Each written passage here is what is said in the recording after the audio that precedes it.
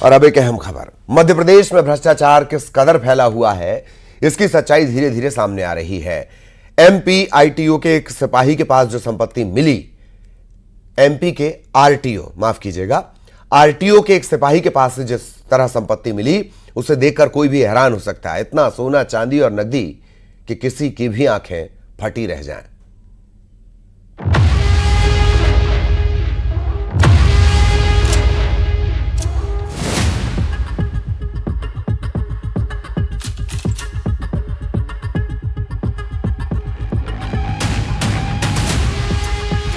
Diary उगलेगी राज, ED भी करेगी जांच, करप्शन का गठजोड़, अब चलेगा जांच का दौर। एमपी में काली कमाई के धन कुबेर सौरभ शर्मा पर एक के बाद एक बड़े खुलासे हो रहे हैं और अब सूत्रों के हवाले से पता चला है कि ईओडब्ल्यू के हाथों में करोड़ों के लेन देन को लेकर दस्तावेज और डायरी मिली है।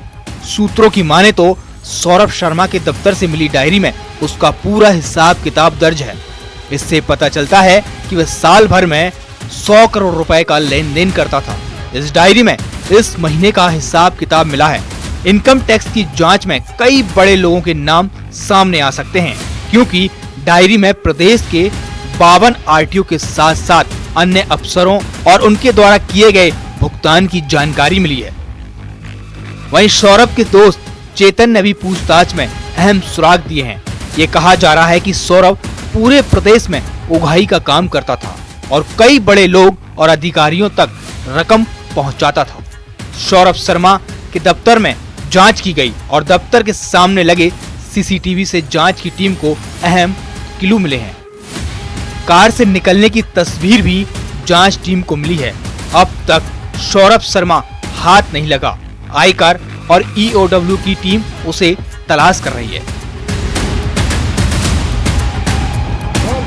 सौरभ शर्मा काली कमाई मामले में लोकायुक्त इनकम टैक्स के बाद अब ईडी की भी एंट्री हो गई है। इस पूरे मामले में मनी लॉन्ड्रिंग के तहत ईडी ने भी मामला जो है वो दर्ज कर लिया है, यानी कि इस पूरे मामले में अब और भी ज्यादा बड़े खुलासे हो सकते हैं। करीब 54 किलो सोना, 234 किलो चांदी, 10-11 करोड़ रुपए की नकदी बरामदगी और इसके बाद कई तरीके की अलग अलग जगहों पर सौरभ शर्मा केस में एक के बाद एक खुलासे हो रहे हैं और अब इस केस में ईडी की भी एंट्री हो गई है। ईडी ने सौरभ शर्मा, चेतन गौड़ के खिलाफ प्रिवेंशन ऑफ मनी लॉन्ड्रिंग के तहत मामला दर्ज किया है। वहीं डायरेक्टरेट ऑफ रेवेन्यू इंटेलिजेंस भी सोने के बिस्कुट का सोर्स तलाशने में जुटी हुई है। सौरभ शर्मा ने मुंह खोला तो जांच एजेंसियों के रडार पर कई बड़े चेहरे सामने आ जाएंगे। ऐसे में लोकायुक्ती छापेमारी जब उसके घर पर चल रही थी तो उससे बचाने की कोशिश भी की गई। छापेमारी से पहले सौरभ को पता था कि उसके घर पर छापा पड़ने वाला है। अब इस मामले से जुड़े सीसीटीवी वीडियो सामने आए हैं। उनमें दिख रहा है कि जिस गाड़ी से सोना मिला है वह छापेमारी से पहले सौरभ के घर में खड़ी थी। सौरभ शर्मा का राजस्थान और उत्तर प्रदेश से भी कनेक्शन सामने आया है। उत्तर प्रदेश में सौरभ शर्मा ने मछली के ठेके लिए थे। लगभग 5 करोड़ का ठेका था जो 2022 में मिला था और 2027 तक जिसकी लीज है। राजस्थान के कोटा में भी राजघाट परियोजना में भी इन्होंने मछली मारने का मछली का ठेका लिया था और वहां से भी 5 करोड़ रुपए की आय इनको होती थी। लगातार इस मामले में नए नए खुलासे सामने आ रहे हैं और इनकम टैक्स, ईओडब्ल्यू और अब ईडी इन सारे दस्तावेजों को साझा करेंगी। कुछ डायरियां भी मिली हैं जिनमें कुछ बड़े नाम भी सामने आ सकते हैं, उनका भी खुलासा हो सकता है और लगातार इसकी जांच बहुत तेजी से जारी है। ऐसे में सवाल है, क्या सौरभ को लोकायुक्त की छापेमारी की सूचना मिल गई थी? इसके बाद वह सारी चीजों को छुपाने में लग गया। Bureau report, news 18।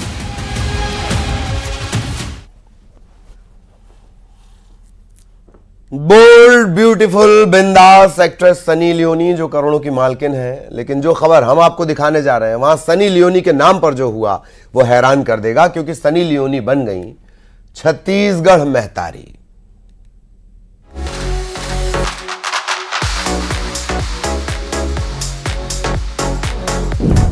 हुस्न की मलिका, दौलत बेशुमार। कैसे बनी महतारी वंदन योजना की हकदार?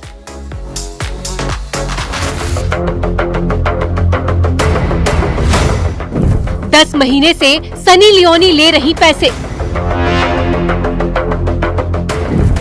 छत्तीसगढ़ की नई महतारी सनी लियोनी।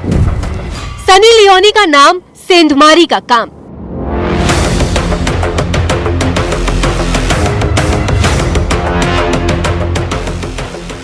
जो अपने हुस्न से बॉलीवुड हो या फिर हॉलीवुड सुर्खियों में रहती हैं, जिनकी अदाकारी की फीस ही करोड़ों में है।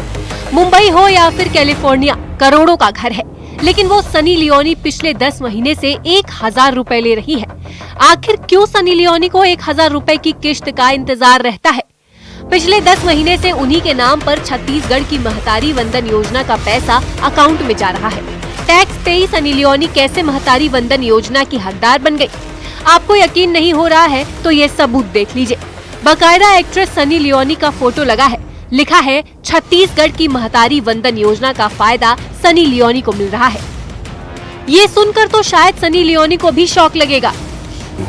उसमें एक पुरुष के खाते में पैसा जा रहा था जो पिछले 10 महीने से, जो उनको हमने आइडेंटिफाई किया गया और उनको विरुद्ध एफआईआर दर्ज की गई है और उसके अगेंस्ट में अभी पुलिस ने उनका पूछताछ कर रहे हैं और जांच आगे बढ़ेगा तो फिर इसमें और भी इन्वॉल्व रहेगा तो उनके विरुद्ध भी कार्रवाई होगा। और इसमें विभागीय कर्मचारी जो आंगनवाड़ी कार्यकर्ता और सुपरवाइजर का भी रिस्पॉन्सिबिलिटी पाया गया तो उनके विरुद्ध भी अभी अनुशासन कार्रवाई कर रहे हैं। आखिर महतारी वंदन योजना में किसने सेंधमारी की? ये गड़बड़ झाला कैसे हुआ? कौन लगा रहा है चूना?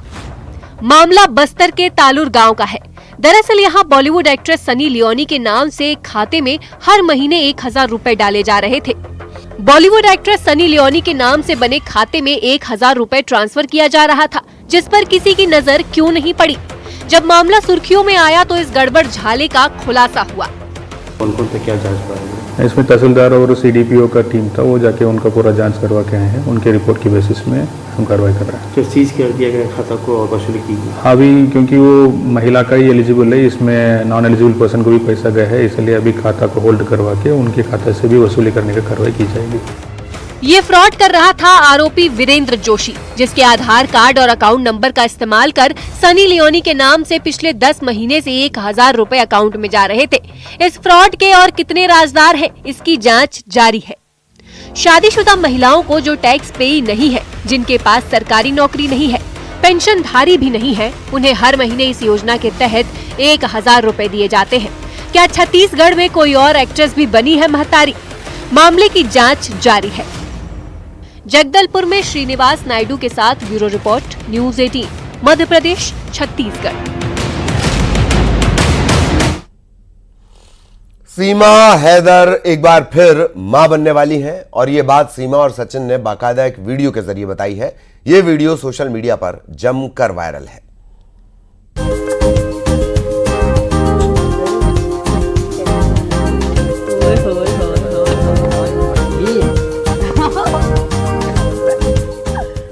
सचिन मीणा की पत्नी सीमा हैदर मां बनने वाली हैं। सीमा हैदर प्रेग्नेंट है और इसकी पुष्टि खुद सीमा हैदर ने की है।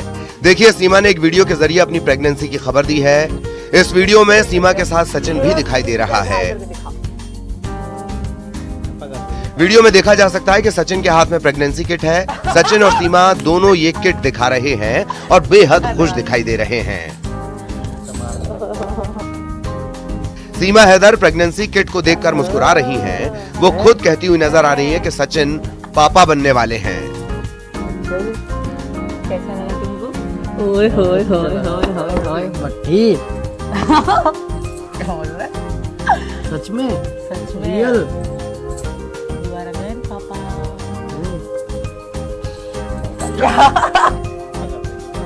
वीडियो में दोनों डांस करते भी दिखाई दे रहे हैं। सोशल मीडिया में ये वीडियो तेजी से वायरल हो रहा है। सोशल मीडिया में लोग सीमा और सचिन को बधाई भी दे रहे हैं। सीमा हैदर के पहले से 4 बच्चे हैं। सीमा का पहला पाकिस्तानी पति गुलाम हैदर कई बार कह चुका है कि वो अपने बच्चों को पाकिस्तान ले जाना चाहता है, लेकिन सीमा का कहना है कि उसके बच्चों का भविष्य भारत में ही है। सीमा का कहना है कि उसने हिंदुस्तानी रीति रिवाज अपना लिए हैं और वो अब पूरी तरह से हिंदुस्तानी है। वो किसी कीमत पर पाकिस्तान नहीं जाएगी। सीमा अपने पति सचिन मीणा के साथ ग्रेटर नोएडा के रबुपुरा इलाके में रह रही है। पिछले साल भर सीमा हैदर की कहानी सोशल मीडिया पर छाई रही। सचिन के साथ उसका मिलना, फिर नेपाल से भारत आना किसी फिल्मी कहानी से कम नहीं है। सीमा हैदर और गुलाम हैदर की शादी 2014 में हुई। 2019 में गुलाम हैदर सीमा और 4 बच्चों को कराची में छोड़कर दुबई गया।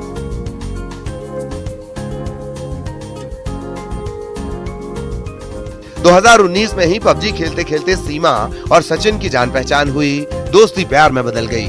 सीमा हैदर पाकिस्तान से नेपाल चली आई, जहां सीमा और सचिन की मुलाकात हुई। सीमा का कहना है कि नेपाल में ही उसने हिंदू धर्म अपना लिया था और नेपाल में ही सचिन से शादी कर ली थी, जिसके बाद सीमा हिंदुस्तान आ गई और सचिन के साथ रहने लगी। सचिन सीमा के वकील ने सीमा के पाकिस्तानी होने की जानकारी पुलिस को दी थी।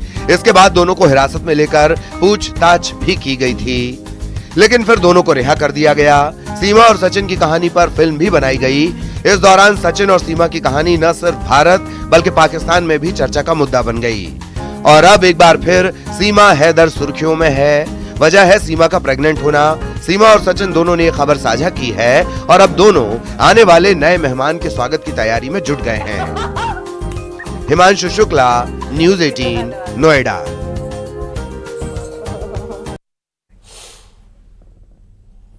और जनवरी से शुरू होने वाले महाकुंभ को लेकर तैयारियां अंतिम चरण में है। महाकुंभ में साधु संत अभी भी आ रहे हैं, तो प्लास्टिक मुक्त कुंभ को लेकर भी पहल की गई है, इनिशिएटिव लिया गया है। बॉलीवुड हस्तियों ने भी महाकुंभ को लेकर सरकार की तारीफ की है।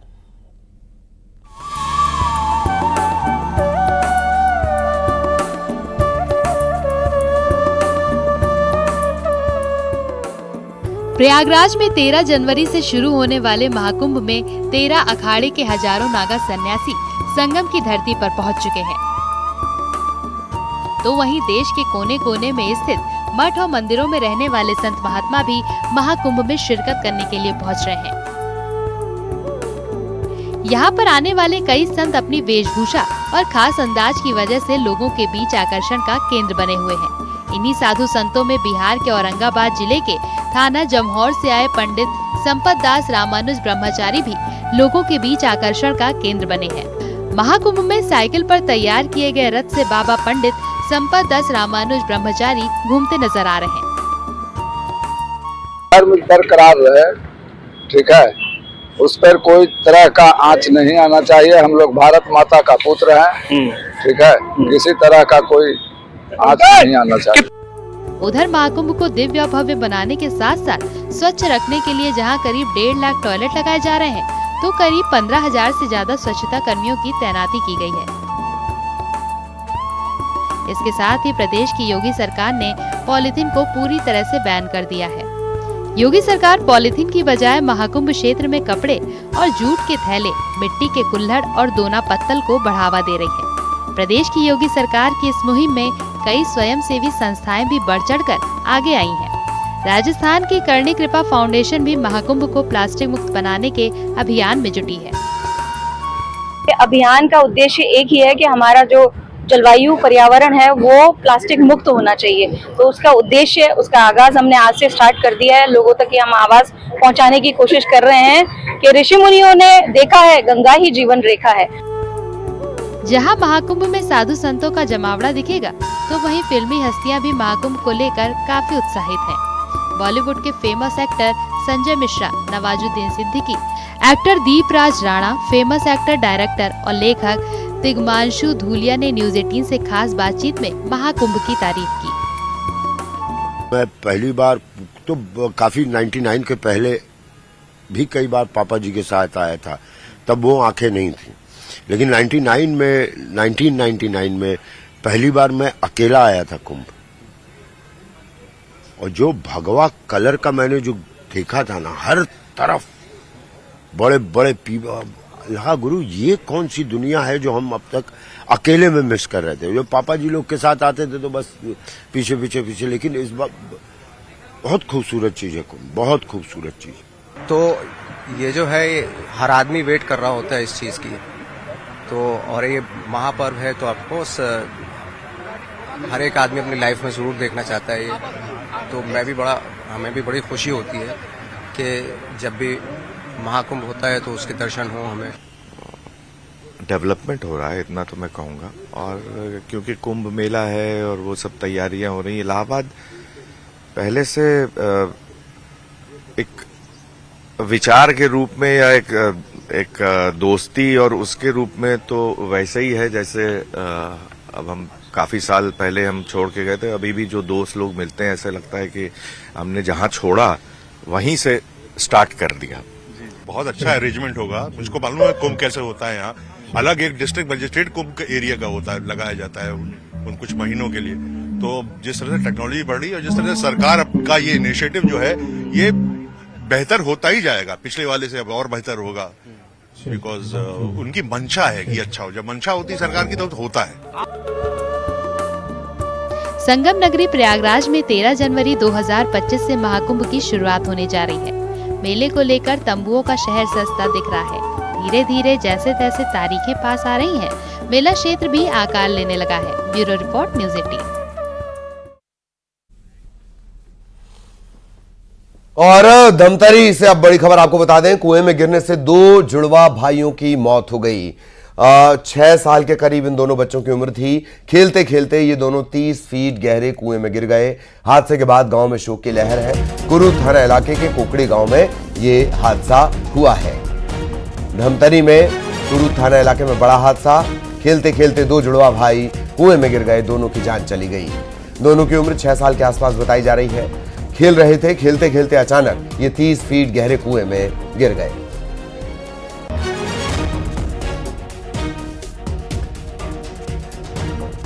धमतरी से बड़ी खबर आपको बता रहे हैं, कुएं में गिरने से 2 जुड़वा भाइयों की जान चली गई।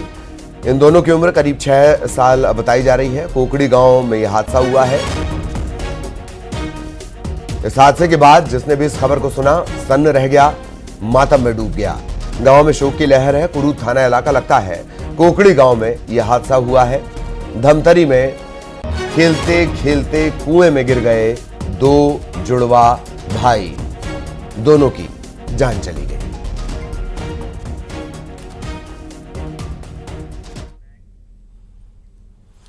और इसी के साथ इस बुलेटिन में इतना ही। खबरें जारी रहेंगी।